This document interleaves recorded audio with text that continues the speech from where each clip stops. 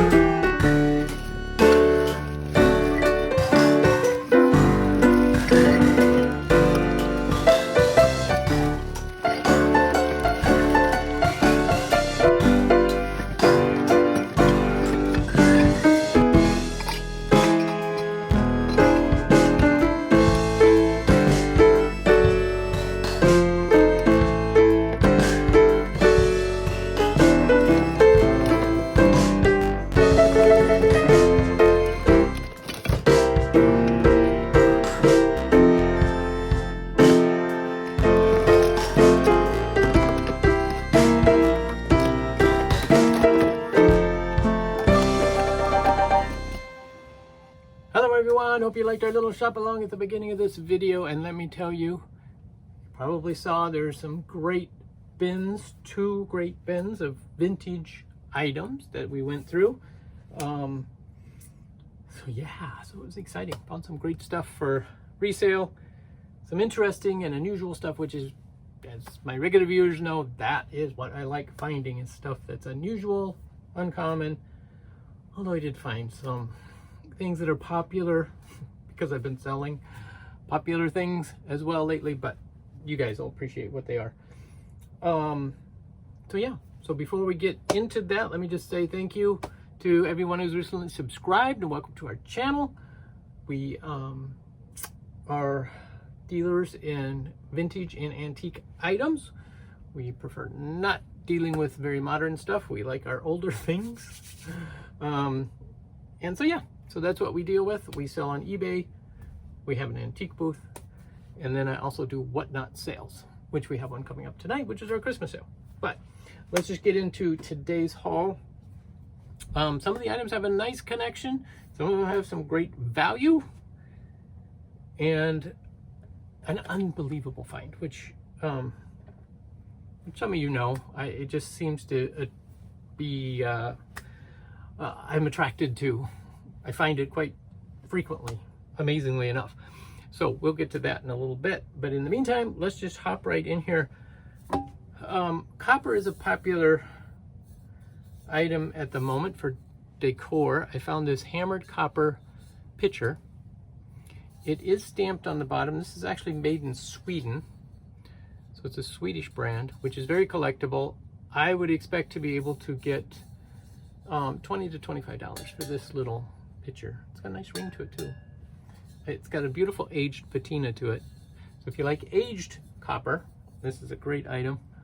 Although I think it's copper on top of, it looks like a galvanized steel or something, because the inside is silver colored. So I do think it's just a copper finish, or, you know, copper over the top, whether it's electroplated or what, I don't know. But anyway, still, it's a great item. It has that beautiful Scandinavian design, clean lines, simple. So we like that. And then we go into a different era. Now this is a little cruet container for your vinegar or whatever. It's cut glass.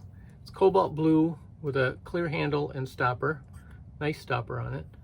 And then it's cut with this different floral design around the bottom. It's not signed. The bottom has been ground flat.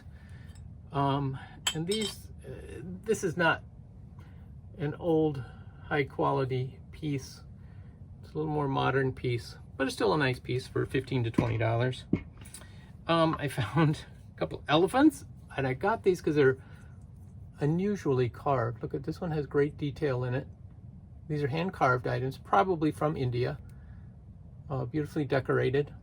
That one is. And then there's this one, which you can see is pierced work. They carved it all out, but then inside the pierced work, and I don't know how well you can see, but there's an elephant inside the elephant. This one is really cool. I really like that one. And look, they connected his trunk. Now, whether he had tusks originally, I don't know. There are holes there. He may have had tusks and they fell out, but still, he's just a beautiful handcrafted item. And then, speaking of elephants, I got 3 elephants. Amazing, I could carry them out of the bins. This is another bank. You guys saw a couple weeks ago, I picked up an owl. Same thing, in this leather work. So that's a bank. It's a little elephant bank. And this vintage Native American figure. Arms, his eyes, you know, closed when you lay him down. He's still in his little leather outfit. So yeah, it's a nice little figure. I found a couple of other dolls as well. There's this one. Oh, she's got a name on the back. JD Company, 1967, made in Hong Kong.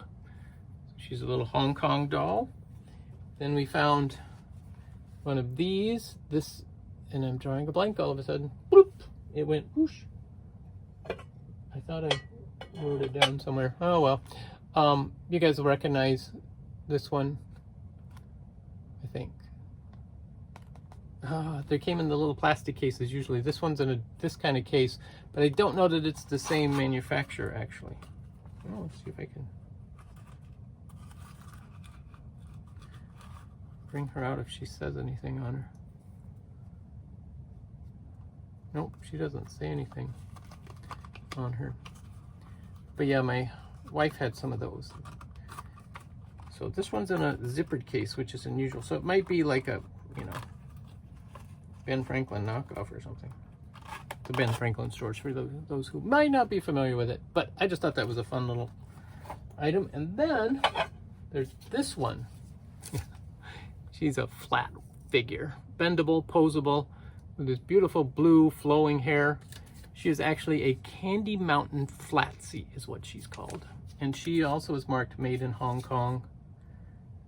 So yeah, and she's actually, you know, like $17.50 plus shipping. So she's a good find. Definitely. I had a little note so I wouldn't forget. This is a plate, beautiful fused glass plate of a snowman, little cardinal, and it is signed. So I always look for signatures on these types of pieces. This one is signed William McGrath right there. His stuff is many of his plates like this size go for, you know, $30 to $50. Because this is a snowman Christmas plate, it's actually going to be worth a little more because of the subject matter. So I'll probably start this out at like $60 and see how we do. It'd be a great one to get listed right away. Oh, I picked up a large lot. I paid like $34 today all total, but picked up a large lot of these little magnetic pieces for my daughter in her classroom. She loves those. There's a slew of them in the bins today. A slew, and that means a lot. Okay, and I picked up this little brass piece, just a little trinket box where the lid unscrews. It's got the little decorations on the outside, clear glass decorations. Just a cute little piece. It screws on. There we go. It screws on, but you have to screw it on just right. And then I found this. There was that bin that I was digging through. I think you see it on the video. I picked this up. It's a paisley design. This is by Tara in Ireland. So it's an Irish piece. It does have a remnants of a candle in there, which I will take out. And the little lid fits on top, which I don't know. I don't know if really the lid specifically goes with this. It looks like it does. It fits well. It's got a different glaze. Might not be the right lid. I might have just picked up a lid without. I just thought it needed a lid, but it probably doesn't have a lid. It's probably just meant to be like this. But anyway, and I found this little wooden guy. He originally would have had like a basket or something. There's a little hole that he would have been holding, but he's kind of cute. Picked up the little leprechaun Pez. Look at how small. I've never seen one this small. I don't know if I'm just missing out or what, but I've never seen a Pez dispenser that's only like half a package. I do think they make those smaller packages, but I didn't realize they had little Pez dispensers. Okay, I did buy one modern thing. All right. Modern as in very modern. And I found this case with a big B on it. Some of you may know what that is.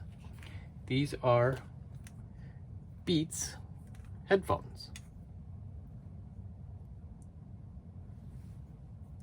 And these are actually called Power Beats. These are wireless headphones. I actually thought I would use them for me. But yeah. But Beats are highly desirable headphone, and these are $30 to $50 headphones. But I think I'm gonna have them for me because I've been looking for some wireless headphones. Amazing that I found them. All right, this is an interesting little thermos, vintage thermos. I've never seen a handle like this on a thermos before, and now I'm questioning.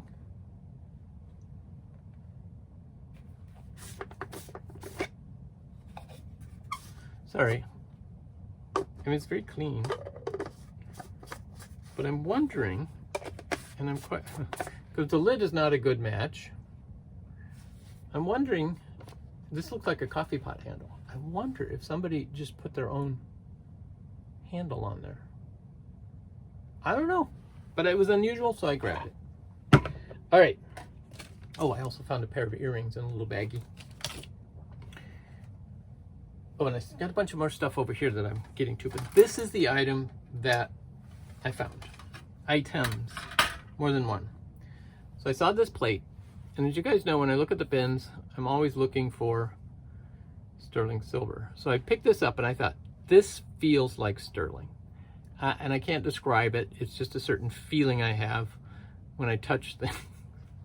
And this was like, I think this is sterling. So I looked on the back, couldn't see a mark, looked all around the outside, looked on the inside, didn't see any. So then I said, well, let me try another plate. So I picked up this one, and immediately, right here, it says Alvin Sterling, and then it's got number E49, which is the 6-inch plate. Now, somebody dropped, if you see these little black marks on them, somebody drops a piece of acid, or drop of acid, to test for sterling.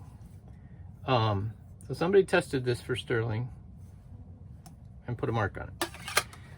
But so then I found these two, and then I found 3 more. So instead of 5, that one's a little dented. But the brand is Alvin, A-L-V-I-N. Oh, this one's very clear. You can see that one very well. And these plates, the 6-inch snack plate, goes for $50 each. $250 right there. In the bins, just sitting there, waiting for me to come along because many, many people had been in the bin before I got there. Yes. Sorry. It's just exciting for me to see that and how many people don't look for that. And again, many people aren't concerned with that. They're looking for other things. But to continue on with our great haul, we have some more exciting things coming up. Tonka. I found 2 Tonka mugs. I've never seen Tonka mugs before, and never saw, they do have some, but not in this plain just Tonka logo. The made in England. These probably, because the Tonka factory is in this area, they were probably, you know, sold at the factory or used at the factory or something. They're nice vintage pieces too, in really good shape. And because of that, I'm going to put them down at the Pink Elephant, I think. On eBay, there's one listed for $25 for 1 mug.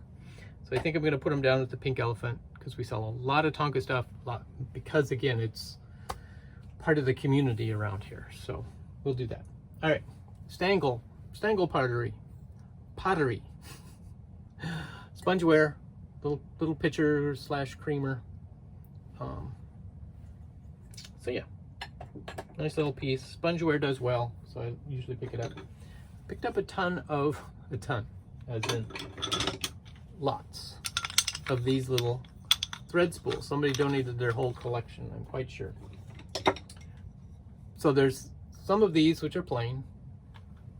Also these which are quite fascinating to me because these are overlaid with like a plastic, whether it's some sort of cellulite or something.